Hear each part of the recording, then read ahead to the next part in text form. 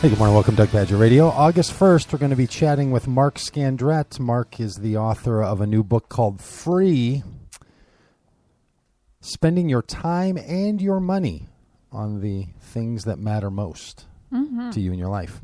Mark Scandrette co-authored with his wife, Lisa Scandrette, and contributed by communities all around the country. Marky Scandrette.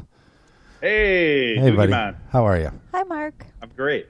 Hey. That's Victoria Lynn. Hello, Victoria. Congrats on the book.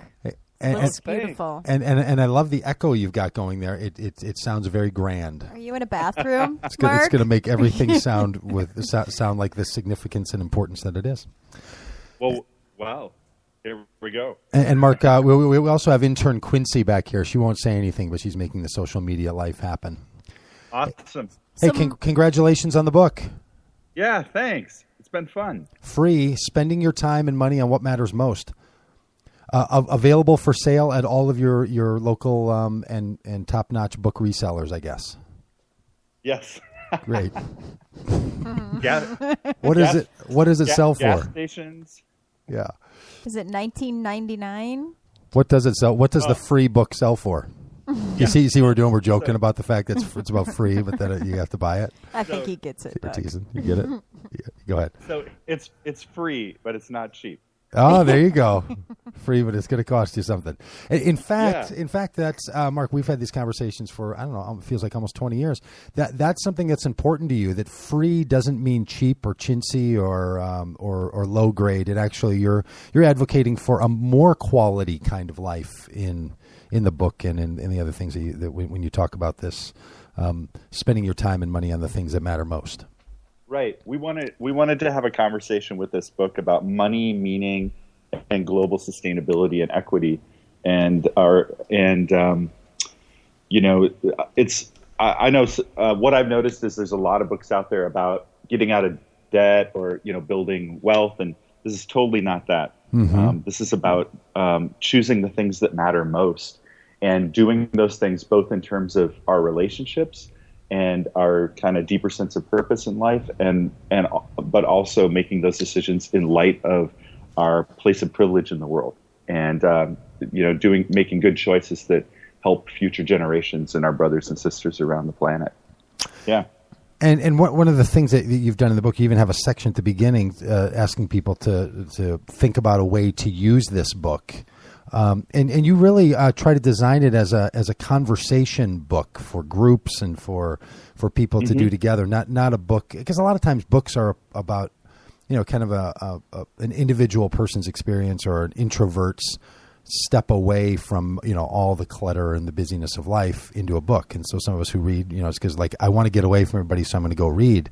But you really want this book to draw people into conversations and into making collective plans with one another.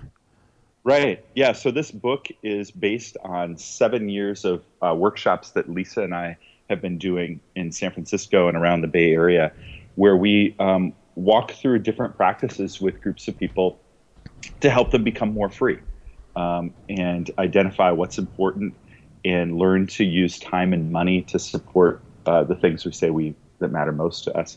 So every chapter is kind of a step in that process, and there's tasks and experiments, and my whole Jesus Dojo thing, or like we learn best through action and practice. So this book embodies that, I hope.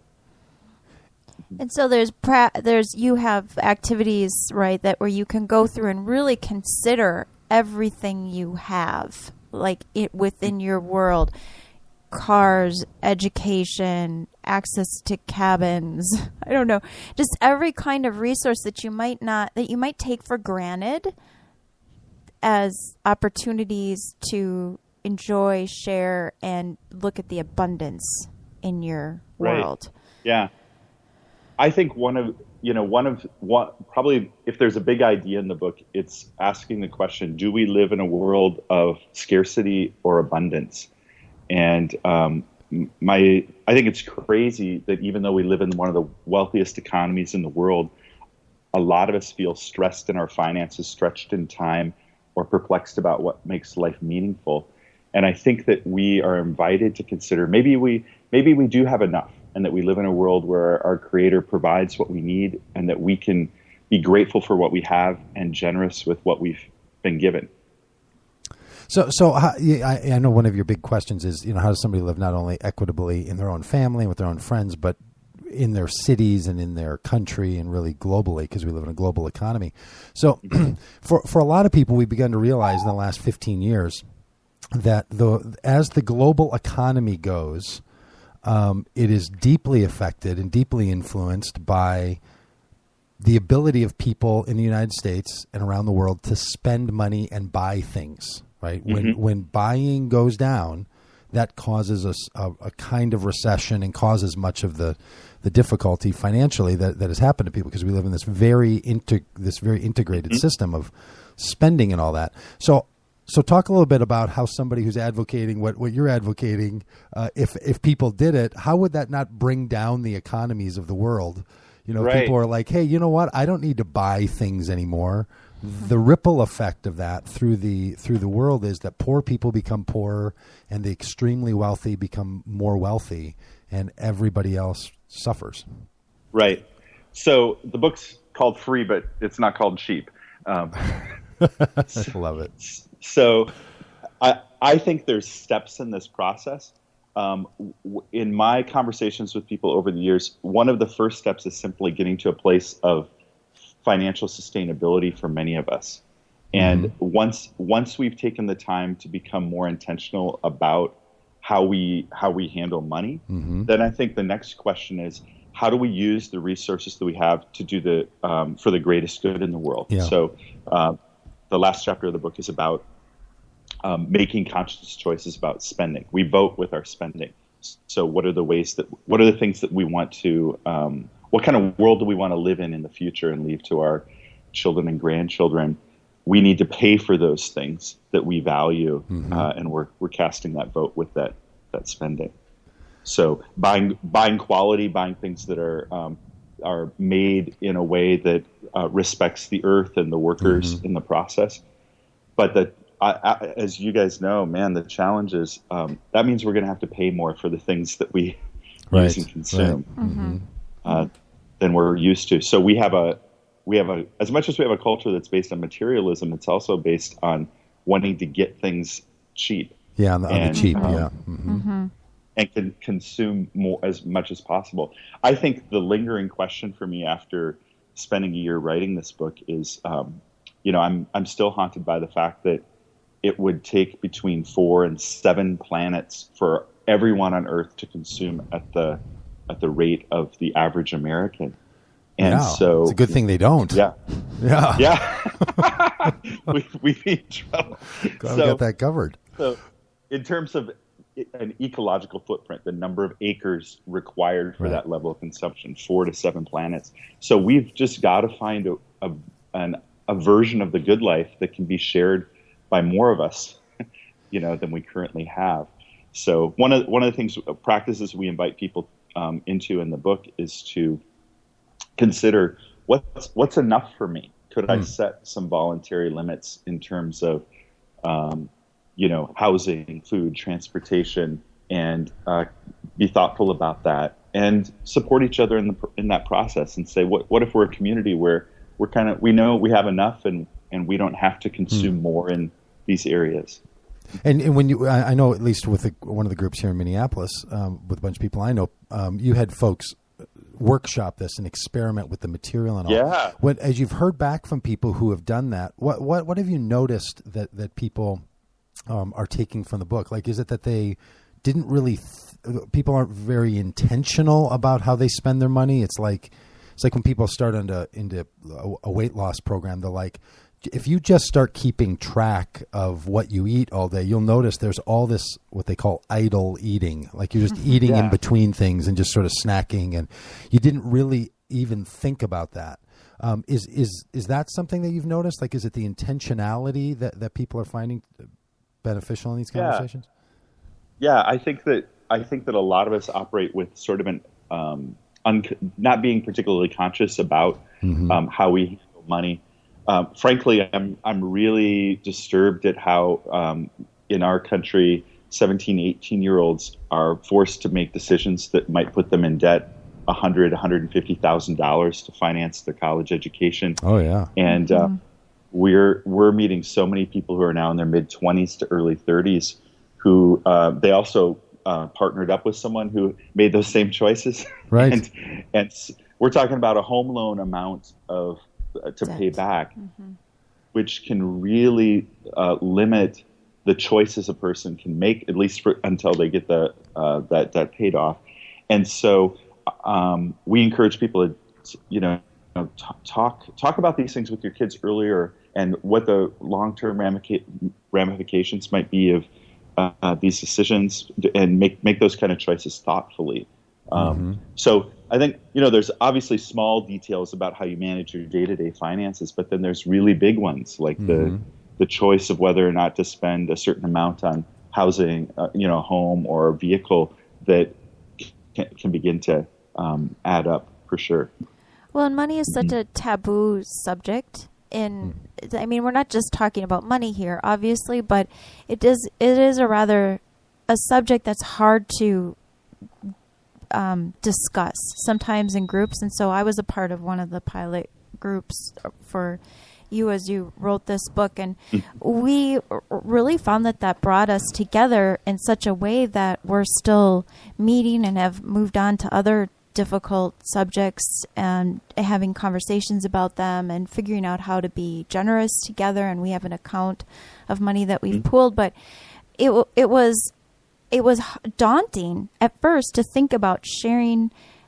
And it's not that we made anyone share, but as a part of our group, it became, we were really vulnerable with each other, really talking about what we had or didn't have, or what our real dreams and desires were, and some of the challenges related to those things. And I just think opening up the conversation in community is an important piece to this as well. Yeah. Victoria, I remember one person from the group said, I think I'd rather tell people how many times my wife and I have sex each week than talk about how I earn and spend money. Yeah, that was my husband. Actually. Yeah.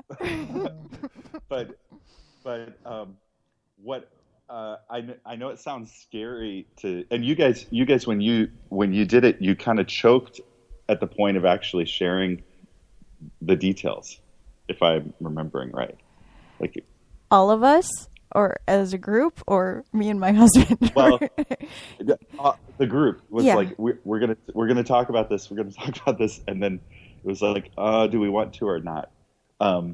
But so it sounds like a scary thing to be that intimate. But what we found doing this in groups for 7 or 8 years now, people really do feel a sense of safety and a surprising sense of support.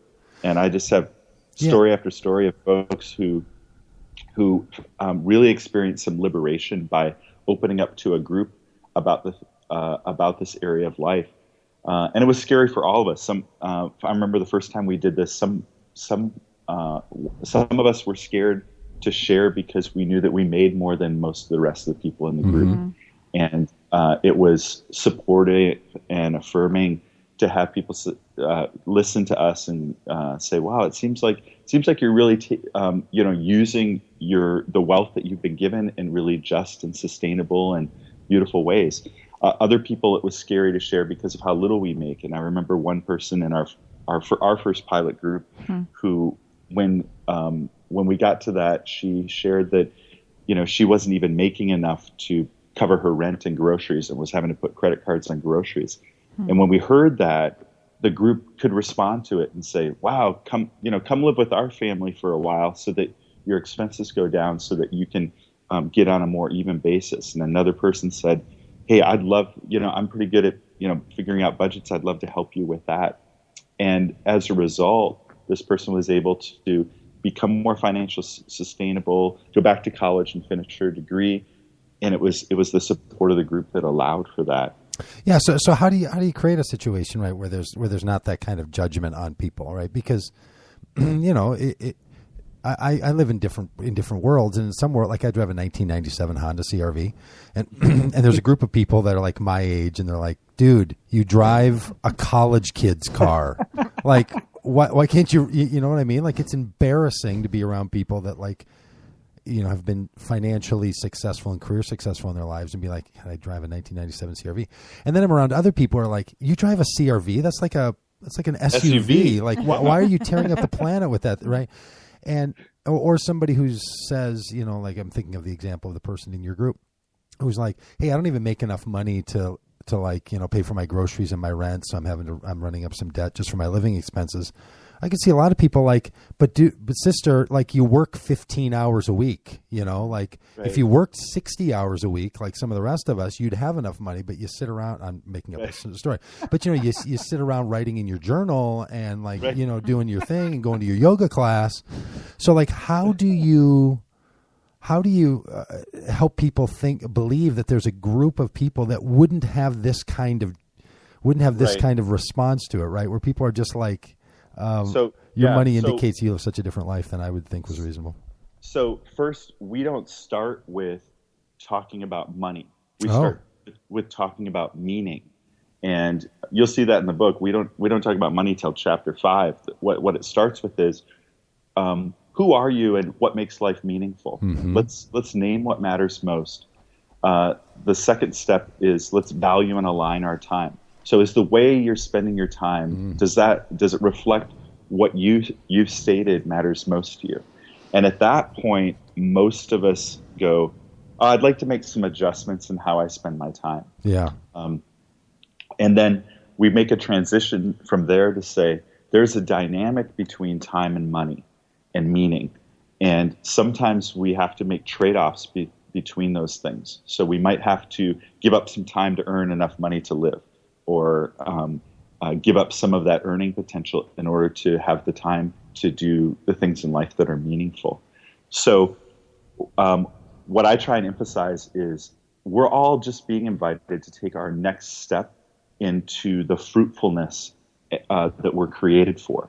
And it's not up to me to say what your next step is, but let's look at kind of the field here and these different areas of life and say, what might lead me to a greater sense of freedom and liberation. And there's something in it, because I'm thinking about either people 50, 100, 150 years ago in the United States, or current day new citizens and immigrants in the United States who will carry an attitude of like, as the dad, I am going to work singularly every day so that my kids can go to college.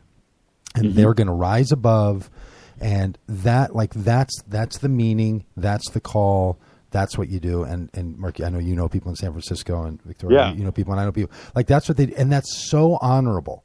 But then there's other people that like, dude, you're just working all the time so your kid can go to this great college. Somehow that doesn't seem honorable. You know what I mean? Like, hey, your life should have more than this. And what is that? Like, is that a cultural bias that I carry, that like if a Mexican immigrant family is doing that, it feels like you're really pursuing the American dream. But when some third generation Irish guy does it, it's like, no, you're just, you're letting your life slip away while driving around in a sales car or sitting in a cubicle. Like how do you know what I'm getting at? Like even that meaning, totally. that meaning question. How do we help people navigate those questions? And I think along with, one of the questions that is relevant to that is, how much is enough?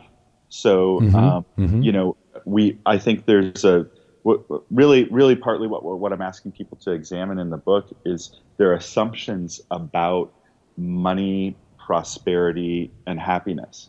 And so I think probably one of those unexamined assumptions we have is that we should be better off financially than our parents or grandparents. Right. Or maybe those are messages that we received. And so at any cost, we will try and take those steps to be better off financially. But the question is, how much is enough? What level of education, what level of employment is enough? And I think what we're seeing over and over in our country, even with first generation families, is that some of we're often giving things up in order to get make those achievements. There was a beautiful dynamic in the family of mutual sharing, of extended family living together, of a lot of connection. And the more resources the family gets, often the less connected they are, and other problems develop. I think it's simply not true that always having more means that life is better. In fact, in the book I reference a study that came out of Princeton that suggested that $75,000 a year is the top end for happiness. And if you make any more money than that, your day-to-day experience of life does not get better. Although you might have more spending power and feel more confident, your sense of well-being does not improve after that point. So that should give us pause, I think. Well, and I like the way that it expands the notion of better. Like just like your question, how much is enough? But what does better really mean? Does a better life for your children or for you, does that involve more money? And just being intentional about what that would really mean, and looking around us and saying, there are a lot of things I could do right here and now with the abundance in my midst to have a better life that has nothing to do with my salary or income. Yeah, and I think one of the cool things that I've seen come out of groups talking about this stuff is, instead of just measuring well-being in terms of income, we've seen people who, when they show their budgets to the group, they'll say, "So this is my budget working at a job that I don't find particularly meaningful and that I don't actually think contributes to a better world." And then they'll show us another budget and they'll say, "This is one where our household's making half as much, and we're pursuing the things that we have said really matter to us and the issues and causes that we're passionate about."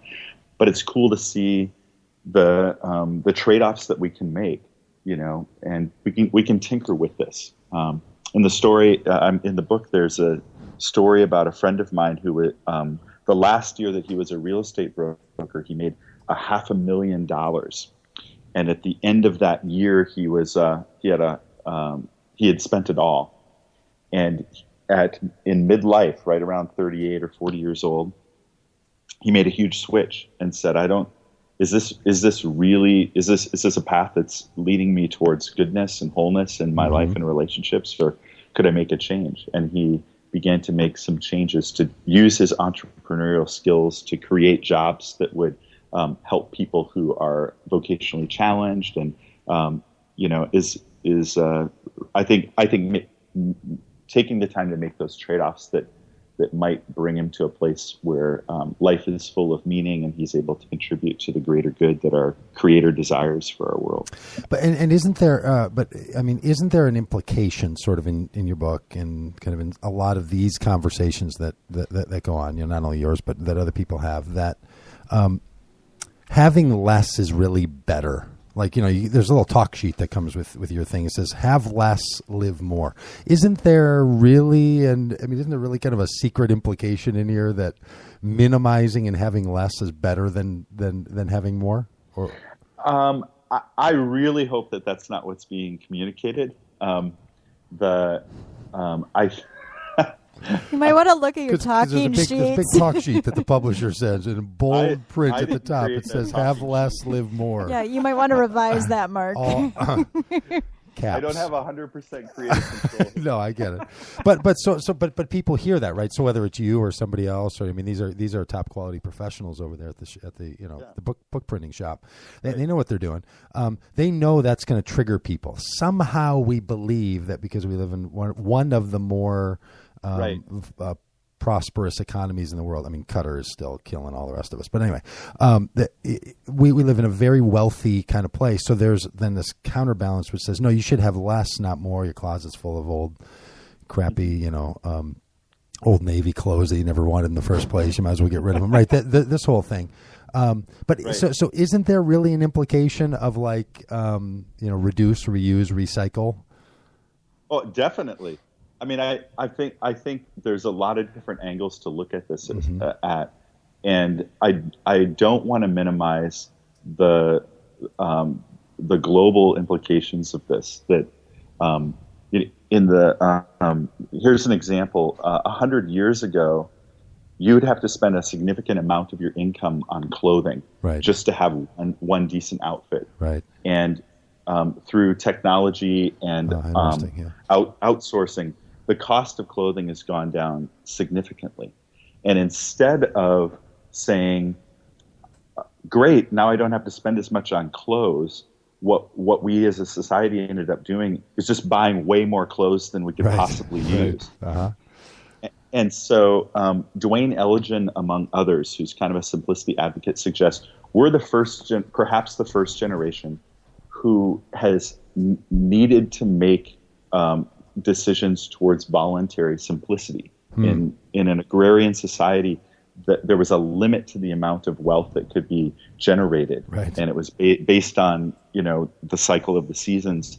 But our economy isn't attached to those cycles anymore, and so the amount of disposable income that some of us have allows us to buy and way beyond our ability to even enjoy what we consume. And so it's perhaps a new discipline for people in the 21st century, not about austerity, but about saying we have a new opportunity and challenge to think about what economics looks like in the inventive age, if you will. Nice. Yes, I like that phrase. Well placed. Solid. Yeah, very, very, very well done. All right, so I don't want to take all of your day, but talk to me about kids, because it seems to me that people having children violates all this stuff, right? Like, there's no greater debt that someone takes on their life than becoming the parent of another person for 20 years, right? The amount of money you spend on that, the way it limits your life, all the things that happen, like when you become a parent, it's people run these numbers. I don't know where they get them, and I can't remember how much it is, but I don't know. You have a kid, and it costs you $380,000 or something. $380,000, something like that, right? For that kid. So somebody clicks off 2 or 3 kids, and you're into $1 million in debt. Should people be thinking about everything in these kinds of meaning-making, freedom, and financial terms, or is there something else to life where all of that stuff is made for life, and life isn't made for managing your budget to the most optimal degree of simplicity? Because you could have a much simpler life if you didn't have kids. Mm-hmm. Right. True. And you can have a simple life when you have kids. Who gets that life? Oh, unbelievable. Where have I but go ahead. wrong? All right. I'll just grant that stipulation. All right. Somebody somewhere had a simple life with kids. Let's say it's a beautiful life. There you go. A meaningful life, yes. A simple life, holy moly. So here's the definition of simplicity that we're working with in the book. It's leveraging your time, money, talents, and resources towards what matters most. So we don't want to limit this to frugality or austere interior design. These are terms for simplicity that are out there, but it's simply making conscious choices about how we use the resources of our lives in ways that are meaningful and support a sustainable planet. I think that's really great. You know this better than I do because you're in this conversation. That's just not what anybody else means by simplicity. Like, I think that's a better idea, what you're talking about there, right? Like, using your resources toward meaning making in the world is way better than simplicity. Right. But, I don't know. So what I've noticed is, and we tried to be really careful when we were titling the book, because we knew that if we used the term simplicity, it was going to throw out, only the people who geek out on that stuff would read it. That's right. And everybody else feels a sense of guilt and shame and frustration. And runs away. Yeah. And even those other people who are into simplicity, they wouldn't buy the book. They would just borrow it from the library. from the friend. Exactly. I posted on Facebook a picture of your book with a little congratulations, and like 6 people are like, "Hey, can I borrow that?" Like, that's hilarious.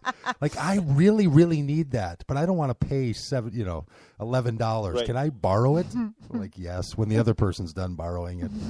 But anyway, and then the same person will buy three rounds of drinks for themselves when you go out with them. Yep.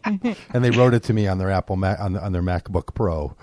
Well, and part of what I like about your definition of simplicity, Mark, and I also want to make this point that it's not about that there's one course and there's a one-size-fits-all and this is how you formulatically get closer to God and live a more simple or better life, whatever. It's about examining what's coming out of yourself. And so, like in the case of your friend who was a real estate agent, it's not inherently good or bad to be a real estate agent. For some people, that might be a really excellent way to fulfill the desires of one's heart, to help connect people with a meaningful place to live, a home where they can live out their lives. And so my husband works for a big corporation and he loves his work and he loves the industry that he supports. He really believes in it and he does well, but it's meaningful to him. And it also supports our family and allows me to all of us to do what it works for all of us. And so I think it's important to recognize that your book has that kind of flexibility, that it's supporting a notion of looking at what you desire most and what is around you and how you can contribute to the world in a way that is of benefit for you and the world. And that means different things to different people. Yeah, we've tried to be careful in the book not to elevate one path above the others, but to provide, each chapter has a story about someone who's pursuing this, and of course there's a couple that lives on $10,000 to $12,000 a year, but there's also the single mom in Duluth, Minnesota, who's raising 2 low functioning autistic kids who she dearly loves and lives on state aid. And she's pursuing what matters most to her. There's another couple who inherited a considerable amount of wealth, and they're figuring out how do we use what we've been given to do the most good in the world. And, I think that the invitation towards flourishing comes to each of us at just the right time in our lives. And each of us can find a path to pursue, to be free to pursue what matters most. So it's not prescriptive. But and there is something, I'm sure you're finding yourself in it now. There is something in the culture of free simplicity, shouldn't have to spend, shared resources, that does make it hard for the person who says, no, you know what I want to do? I want to work hard or earn money and then use it for good things, right? Like you and I, in the kind of work that we do in nonprofit work, we benefit from people who make more money than they would want to spend on themselves, and they share it with others, right? Like we benefit from that whole world. But it's really hard when people start doing systems critique and say, yeah, but if you're making a lot of money, then you're part of an oppressive system, and if you're part of that oppressive system, then you're really not bringing about the good in the world. You know what I mean? And it starts down those roads, and that gets hard for people. You and I have a really good friend in Shane Claiborne, and he runs into this all the time, right? Because Shane gives off the aura, of living with nothing and kind of in some version of chosen poverty and wearing the same clothes and living in Philadelphia and all that. So he attracts all these sort of anti-culture and anti-consumerism people around. And that becomes there becomes a self-critiquing model in there that's hard to live with. So how do you help people who are going to get into a group and you're going to have a mixture of these folks to navigate those complicated conversations? Here's one way that I've found helpful to talk about it that we include in the introduction to the book. All of us have certain assets when it comes to negotiating how we spend time and money. Some of us are really good at being thinking about our ideals and about the ethics of our spending, and maybe even this system stuff. What I have often found is that some of our friends who that's what their strength is, their struggle often is with managing the day-to-day details of their financial life. So it's somewhat of a dirty little secret. Sometimes the person who's talking the loudest about the man is most beholden to the man. The guy in the torn up sweater and wearing the same clothes every day that's been in our groups. Sometimes it's the guy who's got $60,000 in school debt and $40,000 in consumer debt because at one time he was participating more in that system. Mm-hmm. So it's almost like a self-hatred that's going on there in extreme cases. So that person's growth area might actually be in attending to the unsexy things about having a budget and taking care of and making sure that they earn enough money to be sustainable. And that's going to help them with their flourishing. Then there's others of us who we're really good at careful management of our assets and making good investments and earning. And the growth area for us might be to think more big picture about what's meaningful, how can I live out my deeper values, how can I use these resources and spend them in ways that bring the most good to the world. And so I guess what I'm suggesting is it's an even playing field.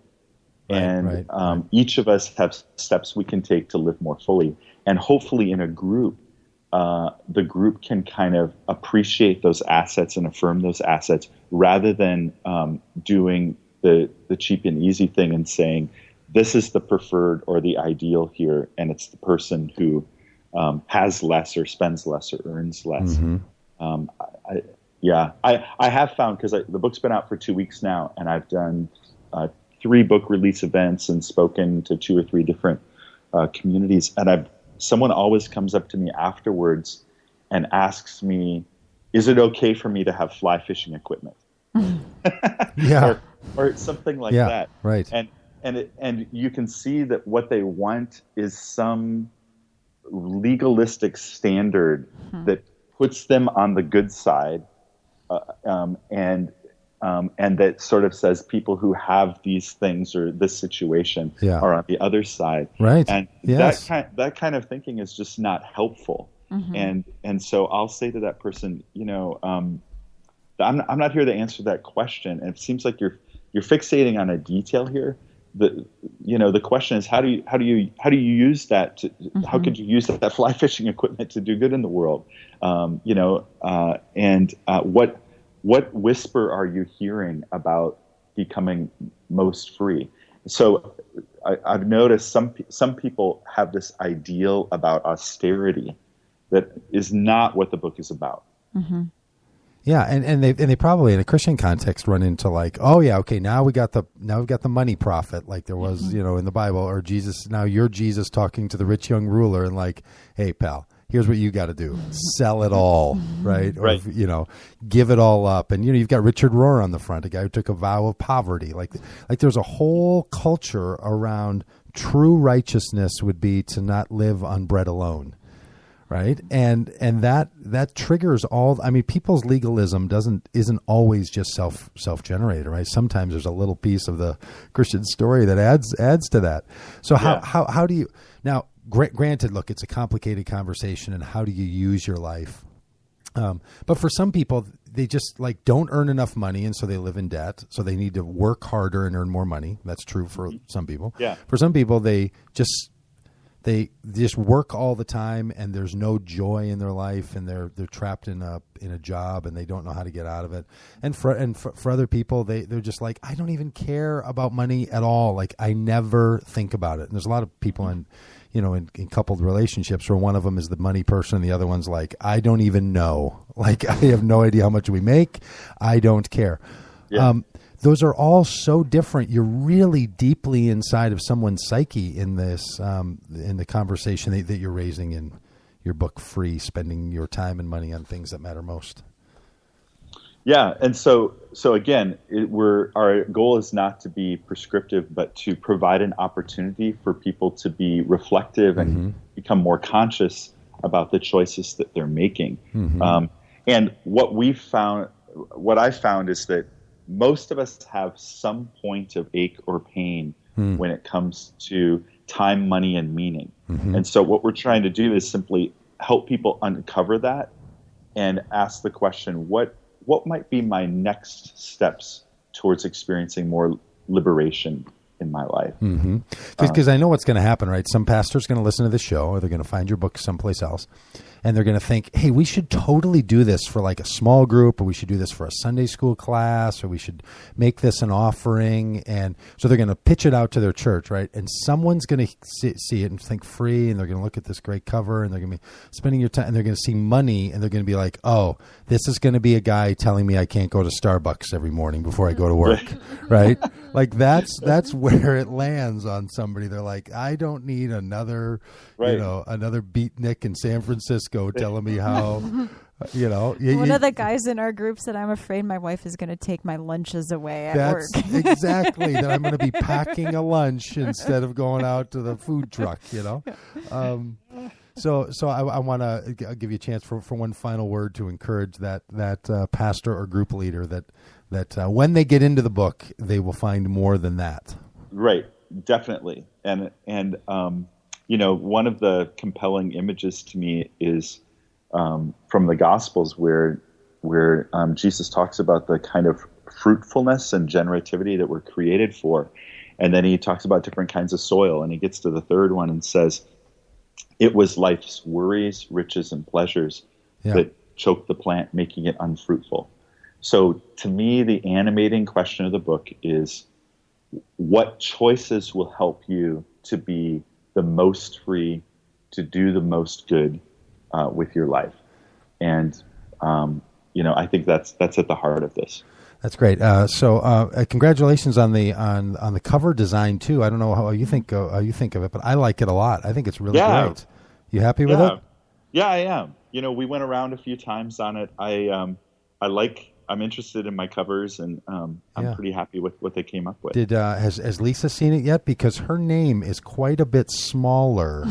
So this is a transitional than the Mark project. Scandrette name. This is a transitional project. Uh-huh. So I wrote 85%. She wrote 15%. And you match that in font size. On the, but it's our story. What matters most? So I told her when we put the same amount of work in, we're going to have our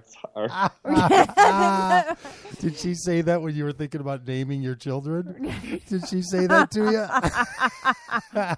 Hey, sperm donor, when we put the same amount of work into making this kid, we'll both pick the name. So the other thing I'd like to mention is what I've found, like I write my books in a way that I hope is very practical. Mm-hmm. What I've found is often, even though they're written that way, people often still read them just as individuals and don't try out the practices. Yeah. And even in groups that intend to be working groups that go through them. So we created 8 videos to go along with the book that would kind of help encourage people to take those steps. So I'm on a green screen and there's words flying behind me, and I give you some coaching and say, hey, after this session, I'd like you guys to consider trying. You must try this. Maybe you want to try this. And I know it sounds crazy, but maybe you do this, just to kind of help with that to help the group along. And maybe I can be the tough guy that encourages the group to actually act on the steps that can bring the most transformation. And those are you get those if you buy the book, or they're online somewhere? Yeah, if you buy the book, there's an access code in there that. What is that access code? Do you know? Should I just say it out? Do I have to dig around in here and find it, or can I just read it out loud to everybody? I had to spend 15 minutes looking for it myself, and I wrote the book. You wrote the book. So it's in here somewhere. It's in the group learning guide. If you're interested, it's page 212 21. Yeah, there it is. All right, the group learning guide. All right, so let me ask you, because we all know this to be true. You get into some book group. Here he said that, some group. Right, some that's been put together by some organizer or some group of friends. Mm-hmm. And there's those 2 people in the group that always read everything, and they read all of it. And then there's those 7 people in the group that never read anything. And then the other people that like read a few things that afternoon on the way over, or sit in the car out in front and try to pull out 3 phrases so they can throw them into the group meeting. Because not everybody, as it turns out, are readers. Right. So if someone's not a reader, or they're thinking like, I'd love this, but my wife is not going to read this book, or my partner's not going to read this book. Mm-hmm. Would the videos suffice? Like, could somebody be in the project, in the group dynamics, without having to be a book reader? Or I think somebody in the group needs to read the book, and the videos will help a bit. But the main thrust of each chapter is these tasks and exercises. So you could not read the book, but what I still really want people to do is to take on those tasks and exercises. And what we found is, and again, this is kind of a challenge that I'm trying to help groups overcome, is that a lot of us, when we approach a book, will read it and want to discuss it. And what I hope groups will do is when they get together, they'll talk about life. They'll discuss themselves, not the book. They'll discuss themselves and come with, hey, I tried this practice on this week. I did this gratitude practice, and here's five things that I was grateful for each day this week that I want to share with the group. Or I did a time budget, and here's what I found out in the process. Well, fantastic. Thanks again, Mark. The book is called Free, Spending Your Time and Your Money on What Matters Most, available at all your fine book retailers for a very reasonable price. And printed in China. No? I don't know where it was printed. Printed in China? I don't know where it was printed. I think it's... You're always looking for the holes, dude. I was just wondering. Just wondering. It's just, it's a thing. I want to say thanks, too, to Victoria and her group for being the pilot on this. Their feedback made this a way better resource. Excellent. Well, we all benefited, so it was such a pleasure to work with you. Thank you for the book and for... and your free copies of Free are on the way. Great. Hey, printed in the United States at Green Press Initiative. Look at that, Mark Where Scandrette. InterVarsity Press is committed to protecting the environment and the responsible use of natural resources. Yep. As a member of the Green Press Initiative, they use recycled paper whenever possible. Whenever possible. What does that mean? To learn more about Green Free Press, you too can go over to greenpressinitiative.org. Thanks, Mark. Congratulations. Hey, are you going to be at Wild Goose next week? Of course. Is your 15% contributor going to be with you, or is it just you? Both of us, but we're going to be sharing 50-50 on a couple of workshops on the book. Nice. On some really? Wow. When are you doing that? I'm looking forward to seeing the sign that says Lisa Scandrette and Mark Scandrette. Yeah. With hers name at 60-point font and yours at 20. Or just go for it. Yeah. Mark and Mrs. Scandrette. I did not make a choice about font size. Mr. and Mrs. Mark Scandrette. There you go. All right. Well, I'm going to be there too. Maybe you guys pop over for the radio show and say hi. I'm sure some of the listeners who are going to be there would love to see you in person. Congratulations. Can't wait to see you. That's Mark Scandrette and his wife, Lisa, who put together a great little book. So congratulations, buddy. Talk to you later. Right on. See ya. All right. Well, how do you like that? Pretty great. Mark Scandrette. How'd you like that, Quincy? I think great. she has a leg. I think she likes it. I think she'll answer in 2 minutes. Yeah. All right. So we'll see you folks. No show live next week because we're going to be... recording from the Wild Goose Festival, not broadcasting live. It's okay. We can have an exceptional pre-recorded show from time to time for a special occasion. And there might even be it might even pop up on Friday or Saturday into your feed if you're one of those people. Well, you're from your camping. You're gonna even. Don't even bring that up. Why'd you have to say that? It's just ruined my day that I'm gonna be. You're gonna be camping. Tom Petty told me. What? In a dream? I don't have to live like a refugee. No, that's true. All right, we'll talk to you later. Thanks for listening to the show, and see you down the road.